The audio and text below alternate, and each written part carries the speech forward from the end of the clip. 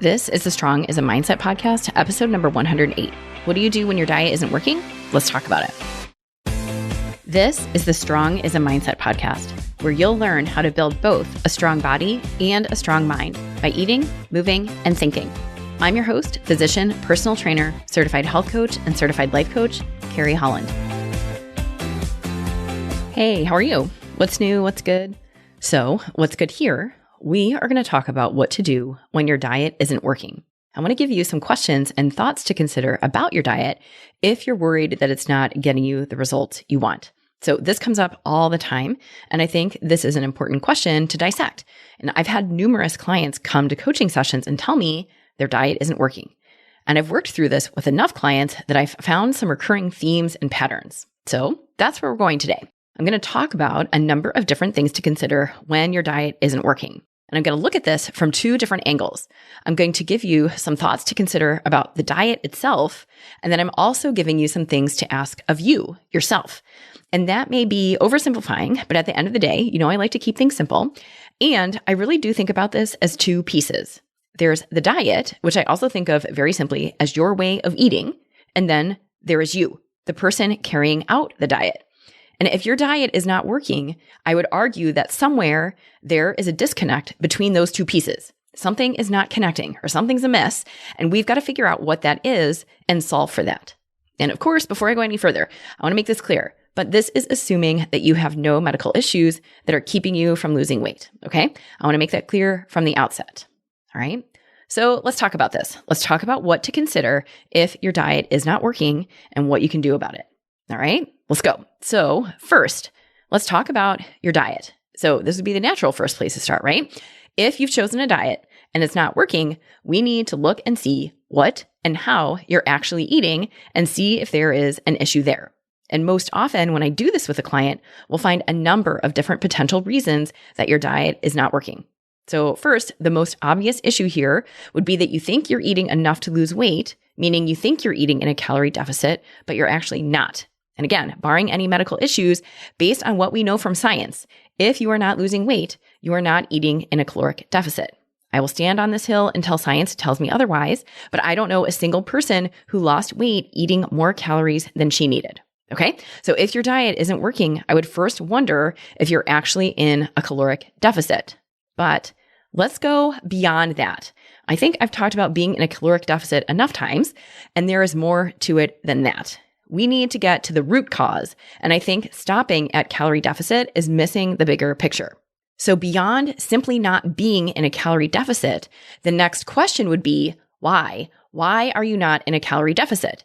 And here's what I've come up with. Here's what I've seen happen over and over again for so many of my clients.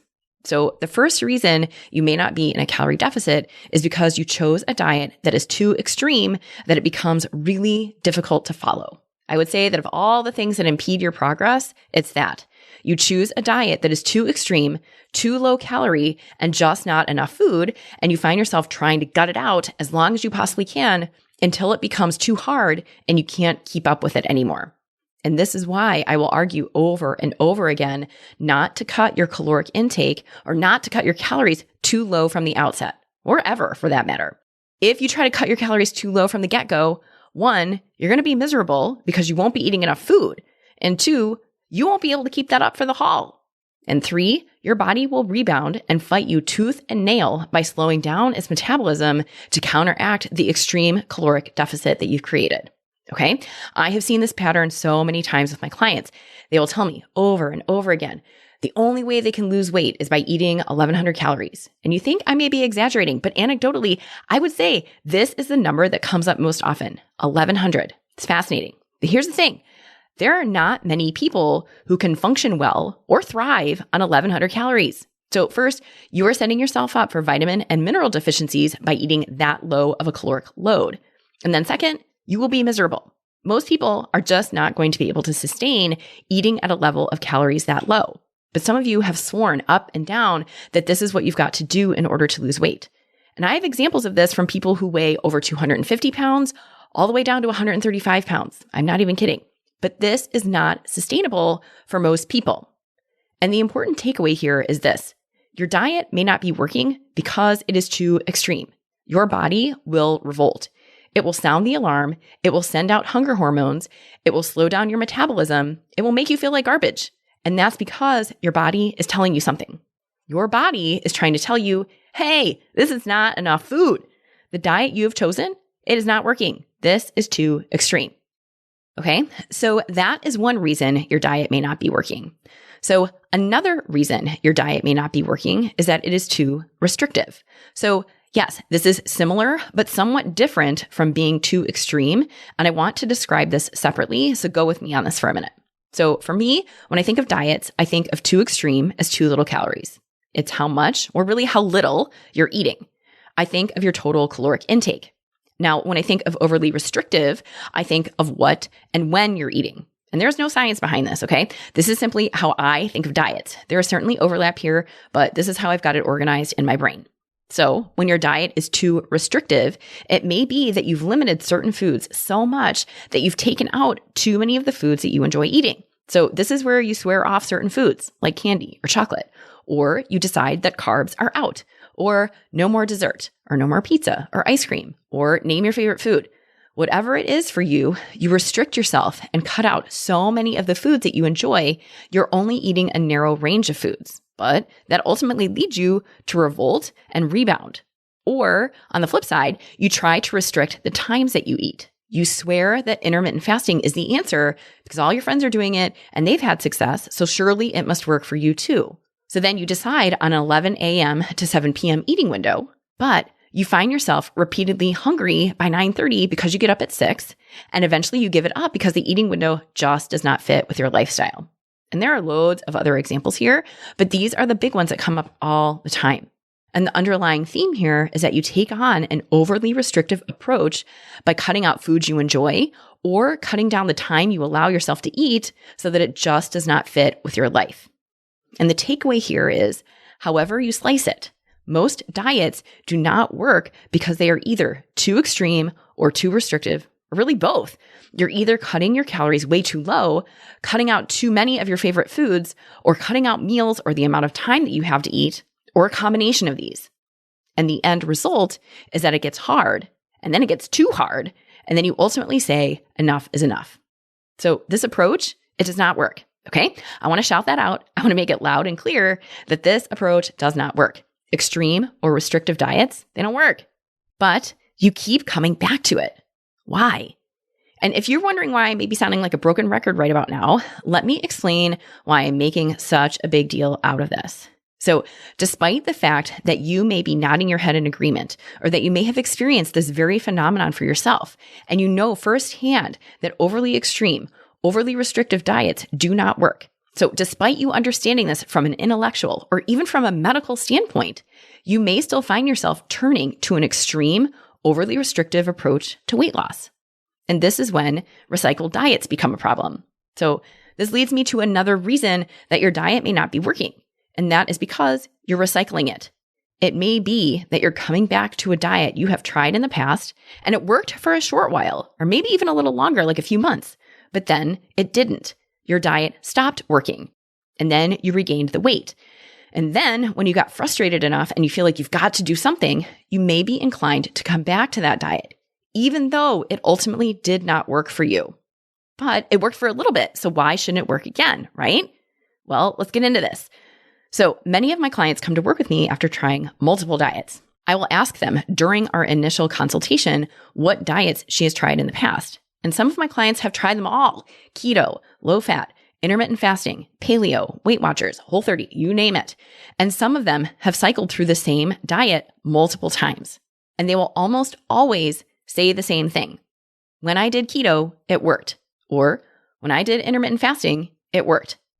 And my follow-up to that will always be, yes, it worked until it didn't. And that right there is the problem. That's it. It works for a while and then it doesn't. And this makes sense. It makes sense that you would want to come back to a diet that worked, even if it worked for a short while before it didn't. If you saw some weight loss, or if you saw a lot of weight loss because it was extreme or restrictive, then you could argue that the diet worked. I can see that side of the argument. But while I can see that, I would also argue this. If you have to keep restarting your diet after stopping it, then the diet did not work. Okay? I really believe this to my core. Stopping and starting the same diet over and over again, that is a sign. It means something is not working. So, do you see how all of these things go together? Let me make this connection for you. This is a pattern I see all too commonly, and I want to help you break it. So the pattern is this. You want to lose weight, like today. So you find an overly extreme low-calorie diet. Or you find an overly restrictive diet that cuts out all of your favorite foods. Or you find a diet that combines these. And then you follow the diet. You stick it out for a few weeks, or maybe a few months, and you lose weight. And while you are thrilled that you've lost weight, you've done it in a way that is not sustainable, and it gets hard. It gets old. It gets exhausting. So then you stop. And once you stop, your body rebounds and you find yourself overeating to compensate for that restriction, and the weight comes back on. And this goes on for a while until you get frustrated and decide you need to do something today. And the cycle repeats itself. And you find yourself considering going back to that same diet. You may even tell yourself, well, this worked before, I can do it again. You may be tempted to recycle that diet because you have evidence that it worked, even though you also have evidence that it ultimately did not work. But never mind that, right? You just want to get the weight off. No. So let me make something loud and clear. If you cannot make your diet a lifestyle, keyword life, then it is not going to work for the long haul, and it's not going to work for you. If you are going to go to all the trouble of doing this, if you want to lose weight, if you want to eat healthier, if you want to change your habits, if you want to change your life, how about we find you behaviors and we find you a way of eating and moving that you can actually make into a lifestyle instead of something you stop and start over and over again. No recycling necessary. So I cannot stress enough how essential this is to understand. And if you've ever stopped and started the same diet over and over again, then you may know what I'm talking about. So I know that it may be tempting to do it again, to go back to the extreme low calories, or to go back to a super restrictive way of eating. That may be enticing because you know you can hack it for at least a little bit to get the weight off. And you may even tell yourself, well, I'll just do it for a little bit because I know it will work and I just need to get this weight off. But the question to ask once you start bargaining with yourself about recycling a diet is this: and then what? And then what? Go the extra mile and answer the question of, and then what? Meaning you restrict yourself and go the extreme route and you lose the weight, and then what? What happens next? Do you keep it up with the restriction because that's what you'll need to do to maintain your lower rate? Or do you rebound and regain the weight? What happens next? And here's why I think this is such an important question to answer. It is really, really easy to get distracted by the outcome of weight loss. It's easy to get so overly focused on bringing down your weight that you may be tempted to go to any length to do it. You go overly extreme. You restrict all the stink. You take on a sense of urgency. You push super hard because you just want that number to go down. But sometimes you get so distracted by that you don't look any further. And then you have to decide what you're going to do once you do lose the weight.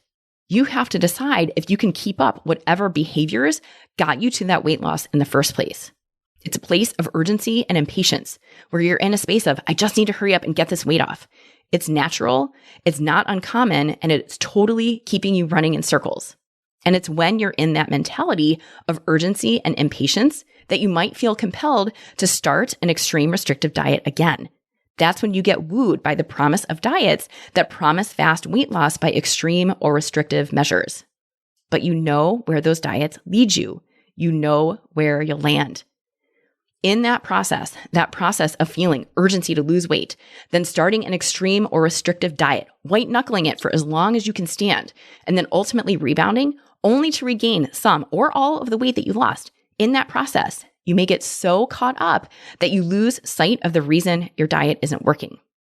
And the reason your diet isn't working goes back to two key factors: sustainability and consistency. And that part comes back to you. Okay, so let's talk about this because here is another big takeaway. Your diet will work if you follow it.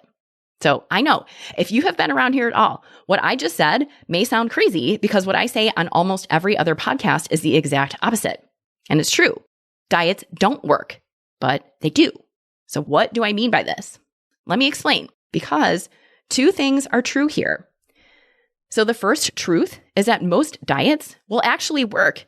Choose your diet. I mentioned many of them at the outset. keto, low carb, low fat, paleo, vegan, intermittent fasting, macro counting, Mediterranean. Choose any one of them. If you follow that diet consistently, it will work and you will lose weight because each of those diets will ultimately land you in a caloric deficit.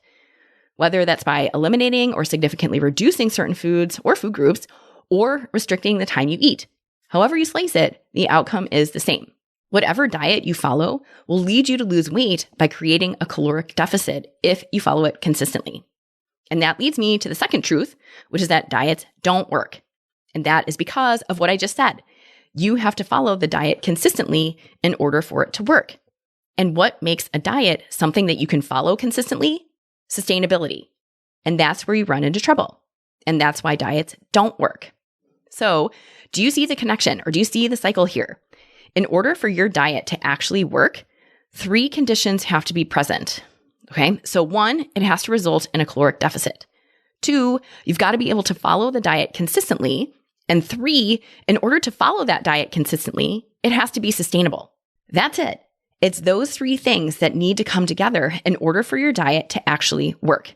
If you don't have those 3 conditions, then your diet is not going to work. So this is where it all collides. You are looking for a way of eating that results in a calorie deficit that is sustainable so that you can follow it consistently. Do you see this connection here? I know this is not calculus, but I think it is so essential to understand it that I'm going to say it again. You are looking for a way of eating that results in a calorie deficit that is sustainable so that you can follow it consistently. Okay? So now let's talk about what may be going on for you that your diet is not working. We've already talked about why the diet may not be working, but let's talk about what might be happening for you. So one of the most common things I find when I dive into this with clients is that we'll find you're in a calorie deficit some days and then eating at or above maintenance on other days. So far and away, this would be the most common reason your diet doesn't work. It's often because you eat in a caloric deficit a few days a week, but then the rest of the week, you're eating more than you planned, or you're eating a few bites of this, a few sips of this, a few extra of that. And before you know it, any caloric deficit you've created has been essentially negated. And the hard part about this is that it's subtle. It may be that you're on point for the most part. It may be that you're sticking with your plan for the most part. But then you have a few mini candy bars from your office break room. You grab a soda and a bag of chips while you're checking out your groceries. You finish the last few bites of chicken nuggets from your kids' plates. None of these in isolation are a big deal, right? It's not like you just loaded yourself with a gallon of ice cream in one sitting. It's usually much more subtle than that.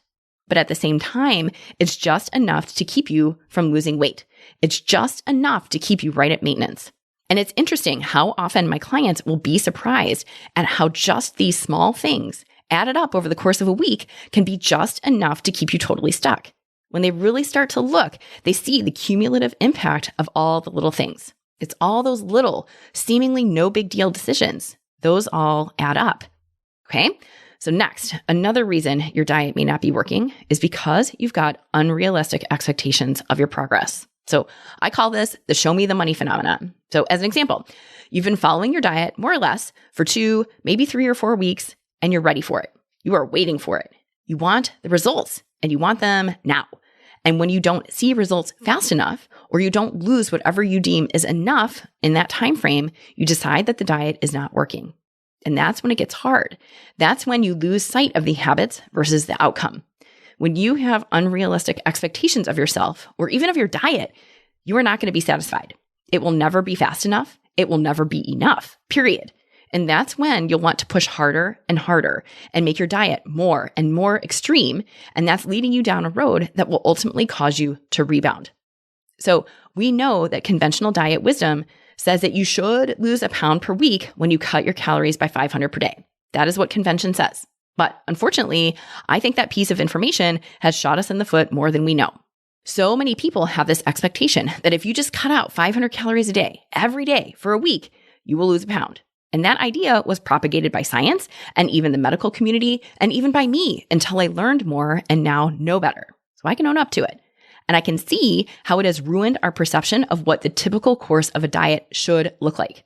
For so many people, the typical perception is cut and restrict your calories however you need, and you will lose weight, about a pound per week. But I've said it before, I'll say it again, your body and your metabolism do not care about that math. Okay? Your body doesn't care. So that math does you no good. And on top of that, restricting yourself even harder when that math does not add up and getting down to 1,100 calories or whatever super low number of calories you think you need to eat in order to lose weight, that's not going to help you. That is going to cause your body to revolt and put on the brakes even more. So instead, what if you got very real and honest with yourself and created realistic expectations? What if instead of getting super down on yourself after not losing weight for 2 weeks, you look at what habits you've put in place? You've looked at how sustainable those habits are. You look at your consistency and get super honest with yourself about how consistent you've been and focus on your habits and getting really good at those. Because here's the other thing. Part of the reason your diet may not be working is because you're not all in. You're not in it. So, and you are a badass. Jen Sincero calls it trying light, meaning you'll try the diet. You've committed to it until it gets hard, until you have a choice to make about the break room cupcakes, or until your coworkers are getting takeout Thai food, but you brought a salad. Then it gets hard and you have a decision to make. So take a look at your level of commitment. Often we say we're committed, but what we're really saying is that we'll try until it gets hard, or trying light. And trying light, especially when it comes to your diet, is going to be super frustrating. It will lead you to stop your diet as soon as it gets hard. So you have to decide how committed you are to your habits and the diet that you choose. And it will be much easier to stay committed to your diet if you've chosen something that is sustainable. Okay? So another key reason that your diet may not be working is your lack of self-belief. So even though it sounds like a word you would read in a self-help book, and it is one I have definitely come across, please know that self-belief is essential, but it often gets overlooked. So today, I'm going to make a big, hairy deal out of this for just 1 second. Okay? So if you do not believe in yourself, it is going to be very hard for you to accomplish your goals. Okay? And this goes far, far beyond weight loss or habit change, by the way. Okay? You have to have at least some small shred of belief that change is possible for you. And when I say self-belief, I mean your belief in your ability to do what you set out to do. So I've also referred to this as self-efficacy. There has got to be some belief in your ability to change. I cannot give that to you. A self-help book cannot give that to you. Your partners, your family, your coworkers, none of these people can give it to you. Okay? There is a reason it's called self-belief. Okay? It comes from you. It comes from within. So the next logical question is, if you don't have much, or if you don't have any self-belief, how do you get it? And the answer is, you get it by doing something. You get self-belief by taking action, even when you don't want to, even if it feels hard. Even if you mess up, you take action. You do something small, like decide, hey, instead of getting French fries with my dinner like I normally do, instead, I'm going to order a salad.